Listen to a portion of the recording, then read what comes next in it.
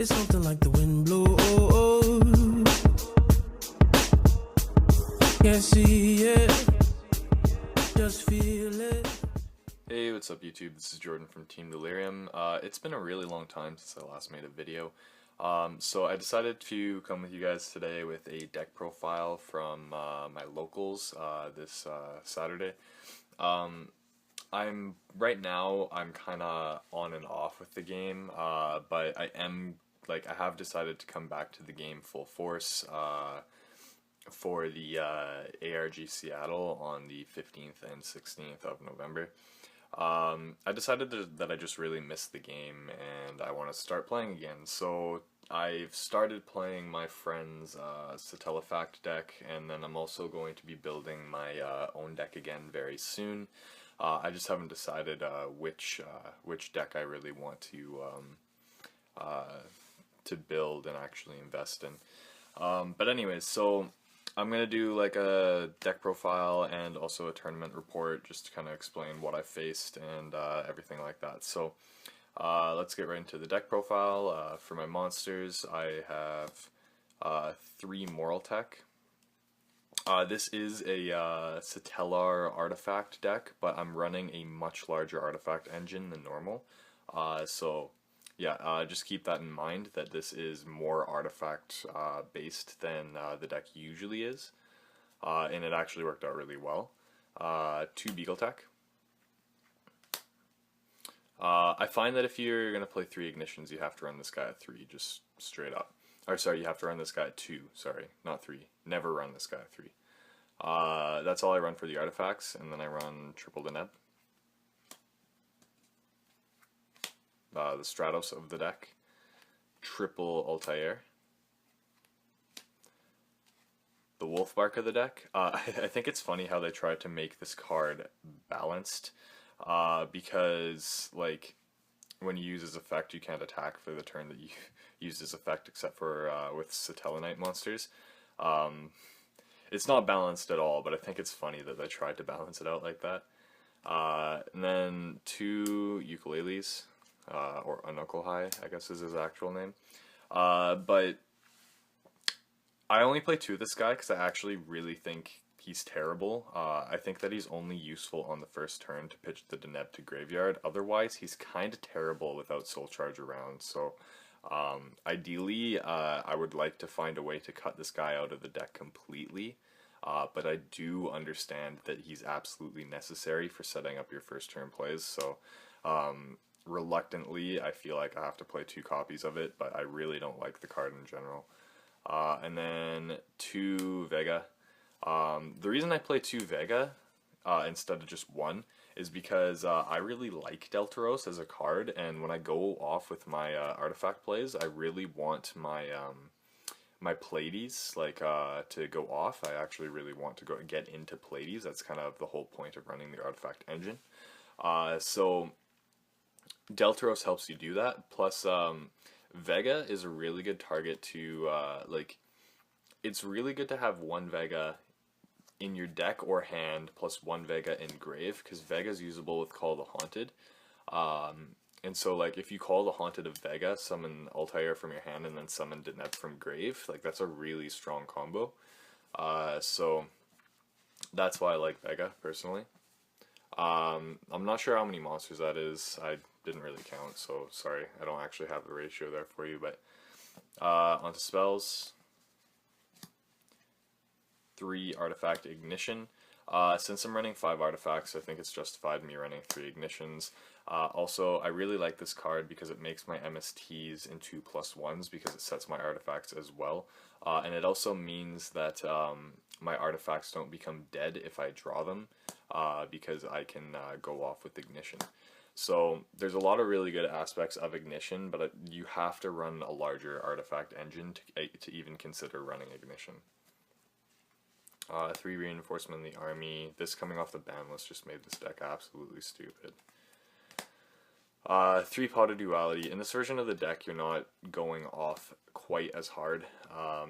Oftentimes you're going to summon a ukulele or a Deneb first turn, which will then set you up for like a Pot of Duality play because it'll thin out your deck. And so Running 3 Pot of Duality is fine in this version.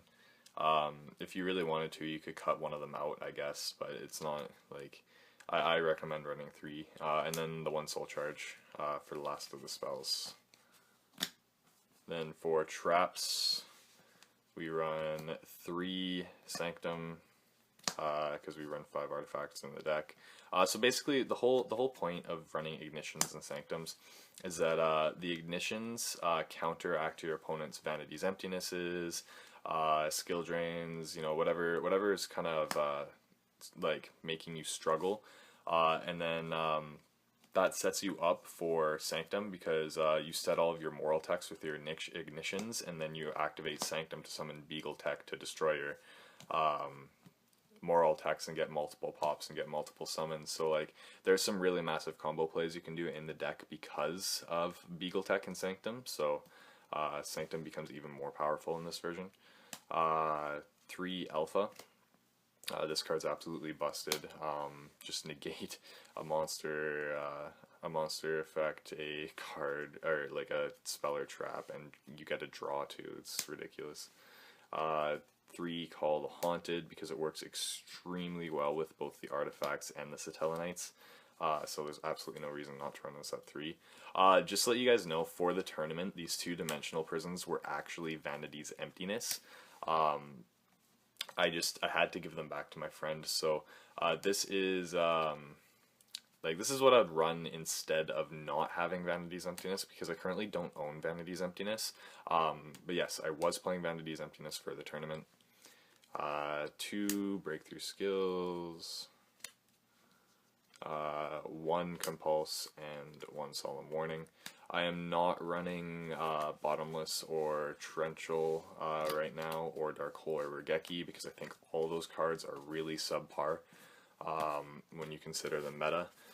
Like, Mass Destruction is just terrible right now, because everything still gets their effects when they're sent to graveyard. Like, Delphoros will still get his effect.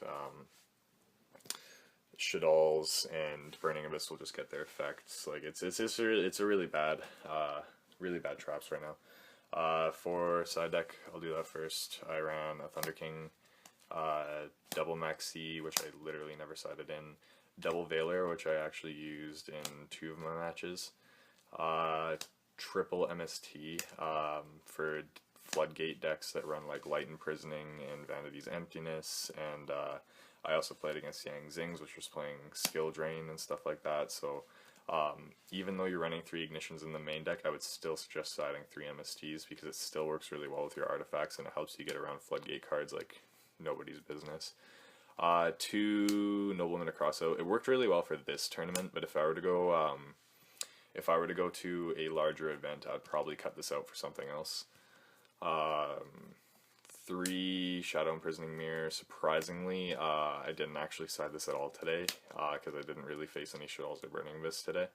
But these are both, this is really amazing against Shaddolls and Burning Abyss. And then these last 2 cards were debunks, which unfortunately I had to give back to my friend Storm.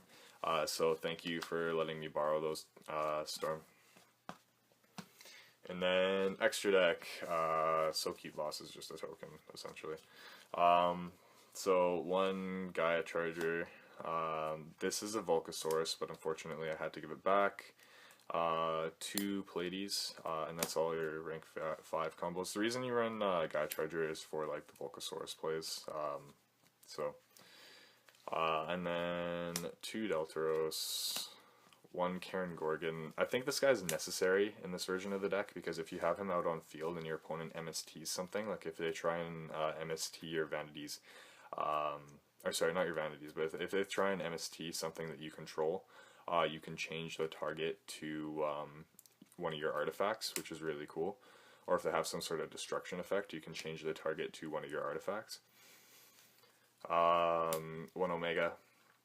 He's even better in this version of the deck, because if you can set up an Omega first and then go off with your artifact plays, it means that you can protect Pleiades when you try and go into him.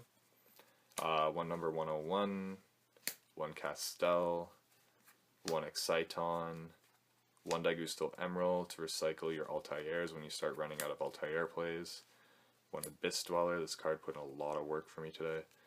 1 Gagaga Cowboy, and 1 Rhapsody Berserk.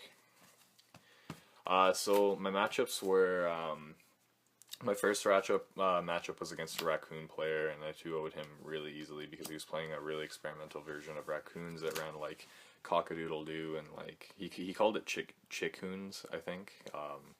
But I kind of raffle stomped that matchup. Didn't even side, and yeah. And then my second matchup was against that new archetype, the UAs, which was also quite easy. The guy didn't really know what a lot of things did. He was misplaying a lot, and I just 2-0'd him as well. I don't think I even sided. Oh no, I did side for him, but I barely sided anything. I think I sided like debunks because he had a lot of effects that activated both in hand and like in grave. And then third matchup I played against Spellbooks, and once again I raffle stomped him. First game I just won out from like Sanctums. Like artifacts are really good against Spellbooks because they just with my Stella Novas I kept stopping, and my breakthrough kills I kept stopping like Blue Boy, and then like whenever he tried to summon Justice I just artifact Sanctumed, summon Moral Tech and blow it up, and that deals with that. So like that was a really easy first game for me, and then second game I sided in triple MST for his tower, and also because he was siding into floodgate cards like Light Imprison, or no, not Light Imprisoning. What did he side? I forget exactly what he sided, but he sided a lot of face-up continuous stuff against me, and so like the triple MST just worked really well. And then I also sided some effect failures and the Thunder King to try and stop his searches. So second game was just really easy for me. And then fourth match I played Yang Zings, and he actually locked me out completely with skill drains in the first game, so I lost the first game. But in the second game, like, he had no chance because I sided into triple MST debunks, triple MST and debunks, and I'm not sure if I sided into anything else. Oh, and also Nobleman a crossout, because it banishes the monster instead of destroying it. So that's why Nobleman's worked out really well today, but like I said, I wouldn't continue running them. So games 2 and 3, I beat him. And then game 5 I played Evil Swarms. I beat him game 1. He beat me game 2 because he was able to set up an Ophion, and all I had at the time were artifacts, so I couldn't actually play Yu-Gi-Oh! He just kind of locked me out because I didn't actually have any of the Satellar monsters from my deck. And then game 3 I won. My sides for that matchup were effect failures for Kirkion, even though effect failure is kind of terrible against that deck. Effect failures for Kirkion, Thunder King so he can't go into Ophion, and I think that was it. Oh, and MSTs, triple MST. I sided in MST in literally every one of my matchups. Well, in the ones that I actually sided for. So anyways, guys, thank you for watching. This might be the deck that I take to ARG Seattle. So yeah, remember to like, subscribe, and comment below. Let me know what you think of the deck. This is a little bit different for an artifact Satellar deck. Most people just run the 2 Moral Techs and the 3 Sanctums. And then people who are running the full artifact build usually only run the 1 Beagle Tech. And probably like 2 Ignitions or something. But this version of the deck has been working extremely well for me. So yeah, peace out, guys. It's something like a good vibe. Can't see it, just feel it.